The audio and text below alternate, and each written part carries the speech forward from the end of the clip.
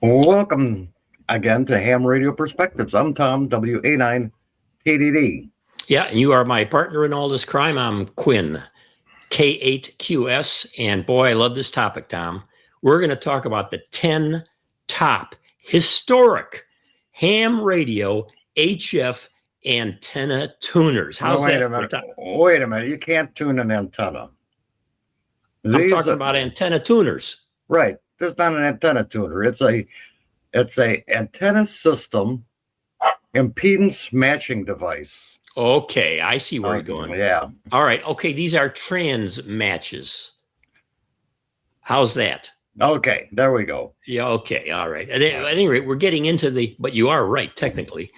These are iconic models. These are what we think are the sort of the 10 best, the legacy antenna tuners that if you find one around and you're looking for an antenna tuner and it hasn't been burned up, and you can tell by taking the top off of it, it's probably going to be worth your money. Now, there are newer ones, expensive ones, a lot of automatic ones, and we may do something with that later. But here we're talking about the classic antenna tuners. And we're going to start out number 10, going to number 1, which is the top. Number 10 is the series that MFJ did. They called them the Versa Tuners, the MFJ 941, 986, 989, la-di-da-di-da. MFJ was amazing at how many different models of a particular thing they would come up with, or versions of it. The 989 models, now those suckers are famous for their massive roller inductors and high power handling. And that's partly what you want to look for, is those massive roller inductors. However, I will say with these tuners and with all, they have power limits. And stay way within those power limits, Tom. What happened here is that I was selling an alpha amp. That alpha amp was really something else. It would easily put out 2,000 watts. I never ran it at that because I didn't have an antenna that would handle that, or a balun. But that sucker was amazing. And I let word be known that it was for sale. And a guy calls me, says, "Hey, I'd like to see that thing." But he said, "I want to see it in operation at my place with my transmitter and my antenna." I said, okay. So I managed to get that heavy sucker into the car, took it over there. Then I went and knocked on the door, got him to carry it into his house, set it up. And I looked at the antenna tuner that he had, and it was one of these 989s. I said, "I don't think you want to try this on that 989. He said, "Oh, it's no problem. It'll take it. It'll take it." And this is a manual tune amplifier. Yeah. So I said, "Okay, put your transmitter on low power." And he puts it on about 40 watts, which is about all you needed for maximum power with this amp. And he put a key down, started tuning that thing, and I started hearing some sparking, and then a poof, and the smoke came out of that tuner, and that was the end of that tuner. Great tuner, but stay within the power. That's number 10, the MFJ Versa Tuner. Right. You broke it. You bought it.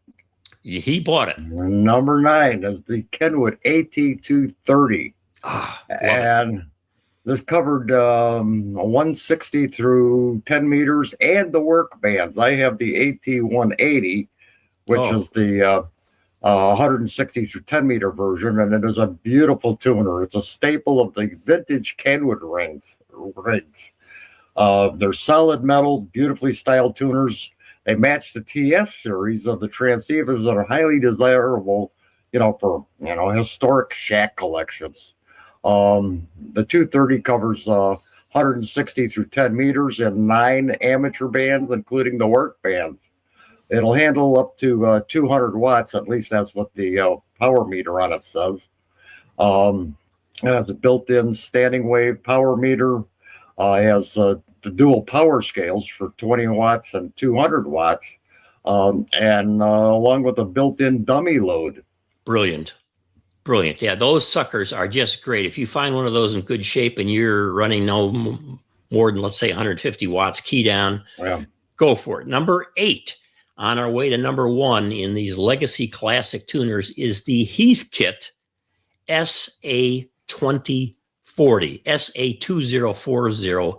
Now, Heathkit built much legendary gear, fact, at the Ham Fest I was just at, there was more Heathkit gear than any other brand that's loved by hams. They love to build them. They love to fix them.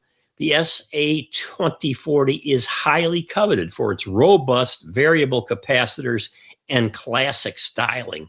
Frequency covered 3.5 to 30 megs, 80 through 10 meters if you want to put it in terms of the ham bands, and a 2,000 watt SSB, notice SSB PEP rating, 1,000 watt CW. That's where my buddy got into trouble here, blowing up his tuner.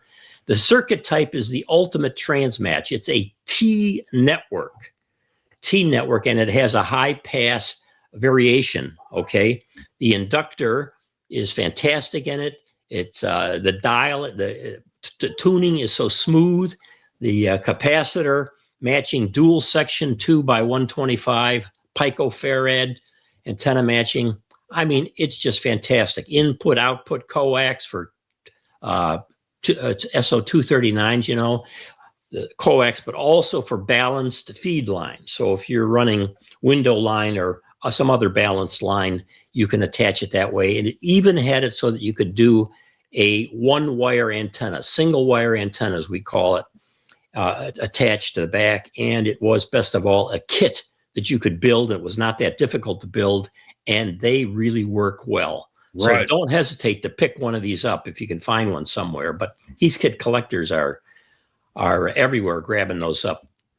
And number 7 is the Ten-Tec 227, 228. There's basically the same tuner with the variation that the 228 had a meter, and otherwise they're the same. I have one of these on my Florida shack, and they're known for attractive, straightforward layout. They're pretty simple, and they have excellent QRP to high power versatility. They match a variety of unbalanced and balanced antennas effortlessly. They're rated at 200 watts maximum PEP or continuous. The frequency range, again, is 160 through 10 meters. Let me ask you about that, Tom, since you've got one. I was always a little skeptical, even though these are great tuners, that you could actually go up to 160 meters. When you look inside of that sucker, do you think it can handle it? I've never tried it on 160 meters because I've never had enough real estate to put up a 160 meter antenna. But I'll tell you, it although it never had, at the time it was manufactured, I don't believe we even had the work bands. Yeah. But it wasn't, the tuner on it isn't specific to any band. It has a variable inductor in it, not a roller inductor, but various taps on the inductor. And I have never had a problem matching anything, no matter how ridiculous of an antenna I made. Okay. With this tuner. Efficiency, I don't know. But let me say also, Tom, on this, for people that are not familiar with this in terms of these manual tuners, that when you first set them up and you get the right settings for a particular band or place in the band, then you make a little cheat sheet. Yep. And so you know which positions you're using on that in your Florida shack. Right. And you just go to those positions for the different bands. And unless something has happened to your balun or your wire or something, it should tune right up for you. Right. You mark it down, you get pretty close. Conditions vary a little bit. The wind swings your, end fed and, but you get close. And then you can, dial it right in. Now, this was a T-network, right? It's a T-network. And it's got 3 selectable coax positions plus an extra port for an external dummy load.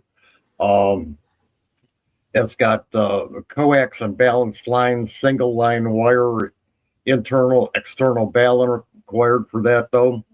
The meter, SWR model 228. Again, has the meter in it, has a built-in SWR bridge and a forward reflected meter. Yeah, Ten-Tec did a brilliant job on that. And those are coveted. Okay, number 6 on our countdown of classic tuners is the Yaesu FC, that's Fox Charlie 301, the classic companion to the FT-101 series of transceivers that we talked about in our top transceivers of all time video.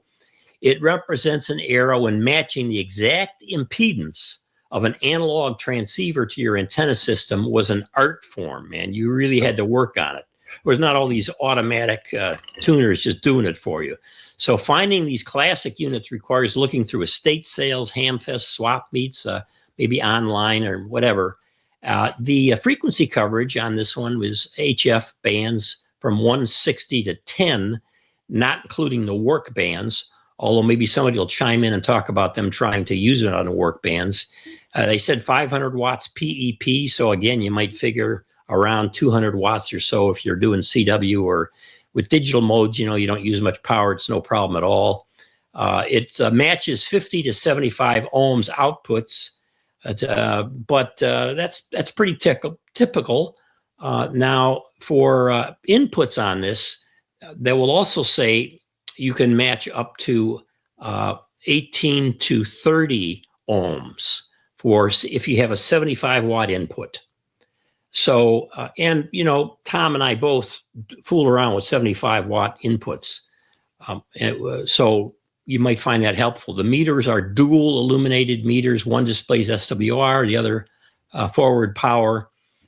And it has different measurements there, different ratings that you can set it up to. 25 watt, 250, 500 watt. And antenna inputs are 4 total, 3 SO-239s, the typical thing we use with the PL-259 for coax, and 1 high impedance wire. Now, they say the insertion loss is very, very low, a half a dB maximum. But again, never believe any of that kind of stuff with antenna tuners, because it all depends on what you're putting into it, what it's going out to. It's got a band switch control, the tune load capacitors, antenna selectors, 3 of them, and a wire, and of course bypass, so you can just go right around it. That's typical in any good tuner. So that's number 6. Right, and you mentioned the 75 watts. I think you meant 75 ohm inputs and outputs. Yep. Thank you. We sometimes run a lot more than 75 watts, but 75 ohm line every now and then. Yeah, right. That brings us to number 5, is the Dentron Super Tuner MT-3000A, is a legendary. Stop right there, Tom.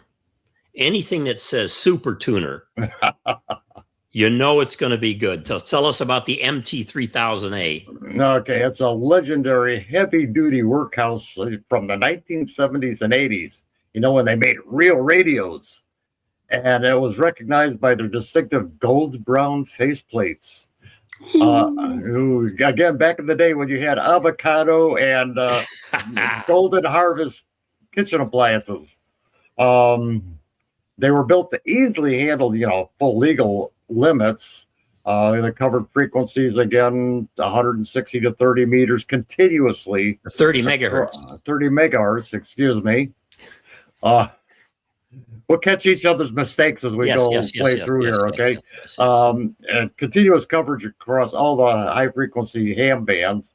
The power rating was up to 3,000 watts PEP. Now, Tom, when I saw that in our script here, I looked that up again. And there are places that document that. But how could anybody say that about it? Because that would be illegal, 3,000 watts PEP, input or output. But I guess that just shows how robust it was built. I guess so. I mean, just because it can do it doesn't mean you have to do it. Maybe. What kind of impedance matching in that sucker? Okay, well, it matches as a wide range impedance inductor. It was a continuous duty roller inductor with the integral turns counter. And dual front panel air variable capacitors. Dual for the transmitter and antenna matching. Talk about overkill. Yeah, you match it in the front and you match it in the back. Right. And then a built-in watt meter. A front panel selectable meter ranges from 200 watts or 2,000 watts forward, 200 watts reflected, and a built-in 200 watt dummy load. Yeah, I love this, Tom. I'm thinking about when you see that 200 watt meter on reflected up on the top, you turn that transmitter off right there. Yeah, that means you're running 3,000 watts. Oh, or you got some other problem. Okay, number 4. Now, this is not going to surprise any of you that know a lot about tuners. we're back to Dentron again. These are classics. There were two of them at the Hamfest that I was just at. This is the Dentron Super Tuner. Now, why they didn't call it the Super Duper Tuner, I don't know, but it's the Super Tuner. This massive device is prized by operators still today who are looking for heavy-duty analog control for balanced lines like window line and so on, and heavy load tuning. 10 meters to 160 meters, 150-watt antenna tuner, which they also claimed with power handling on SSB would go up to 3 kW SSB. Holy smokes. T network, and it had a built-in heavy-duty 4-to-1 balun. Now, you find with a lot of these tuners, they don't have built-in baluns because that was an extra charge. And a lot of the baluns, if they were built in, were not high quality. Not this one. This is for balanced antennas and open wire feed lines. The metering was a built-in dual meter SWR relative power. Inputs and outputs included multiple coax outputs, a bypass switch as usual, and connections for single wire or balanced line antennas. Now, in my judgment, Tom, this was an ugly tuner, but aesthetics are not the point here. We are talking about whether they do the job of being true trans matches and not just antenna tuners. Okay. And number 3 is the Drake MN-4/MN-2000. And the difference primarily is because of the power handling and size. But, they're built to match the famous Drake line of transceivers. And these are classic, handsome, highly efficient matching networks built in the 1970s. And they include 80, 40, 20, 15 and 10 meters. Again, no work bands specified. They handled up to 2,000 watts PEP or 1,000 watts average continuous duty. I mean, that's pretty good key downtime.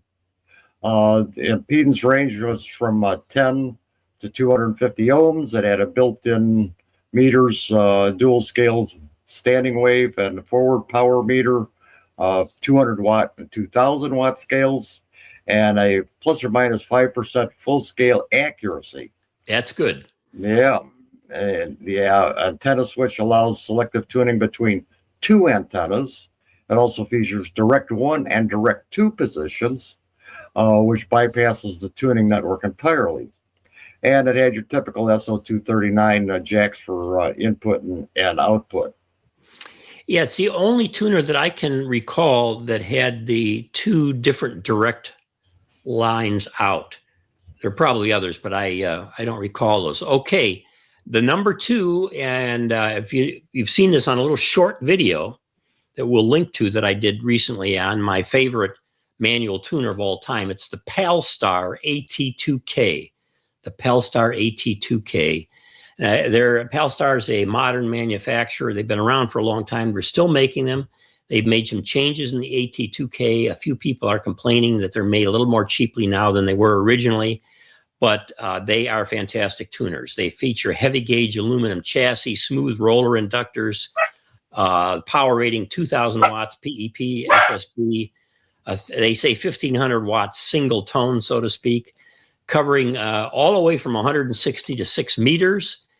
That's 1.8 to 54 megahertz. Impedance matching, they say, get this, 20 ohm to 1,500 ohm. Now, that is something. So you got an antenna out there that's supposedly at 1,500 ohm and you can tune it. Now, that's not to say tuning it with this is going to mean that you're going to be getting out great, as we'll talk about in a different video that we're going to be doing. You got to be careful here. But it really is an antenna tuner that's made solidly and well. 6-position ceramic wafer switch for the antennas, 1 direct tuned coax, 2 direct tuned, a balance line and bypassing. Metering was active cross meter, right? So you could see these things and trying to get them down low. The SWR and the power, want power up, SWR low. It does require a separate, I think it's a 9 volt, if I remember, no, 12 volt, maybe it's 9 to 12 volt little transformer that you can plug in to it, so it lights up the meter. You need that to hour it. It's 12 volts now that I think about it, at 200 milliamps, something like that, for meter backlighting, but also for the 160 meter relay switching. So that's number 2 as we come down to the number 1 legacy, historic, all-time, ready to rock and roll antenna tuner transmatch, which is what, Tom? Is the Johnson Viking Matchbox, and this is a classic. Whew. And there are 2 models. There's 275 watt version and a kilowatt version, and they were all underrated. And it was a true icon of tube era amateur radio. It's simple. Balanced line design makes it highly legendary for older radios and non-coaxial feed lines. The circuit was a link-coupled true balanced symmetrical tuning circuit. The output impedance was designed for balanced lines up to 300 to 1,000 ohms and single wire antennas. Yeah, stop there for just a second. So this is an older unit, when you didn't think so much of using coax. You could use coax with it, but it was really, they wanted to make this sucker work with any kind of wire you would stick in the back, or any kind of window line or ladder line. That's what it was made for. And man, was fantastic, and still is. Right, and you could use the 300 ohm TV twin line with the thing. Amazing. It originally designed for 80, 40, 20, 15, and 10 meters. I guess there was later models, I think, that covered a wider 2 to 30 megahertz range, continuous coverage. Outputs were terminals for balanced twin lead, single wire, and coax output. Output, coaxial input. Yeah. Twin lead output. Okay. Coupler could be remotely located or detached in some of the kilowatt versions. The KW model, the power ratings were 250 watts AM carrier and 1 kilowatt PEP. Often runs full legal limit for sideband and CW. Tom, stop there for 1 second.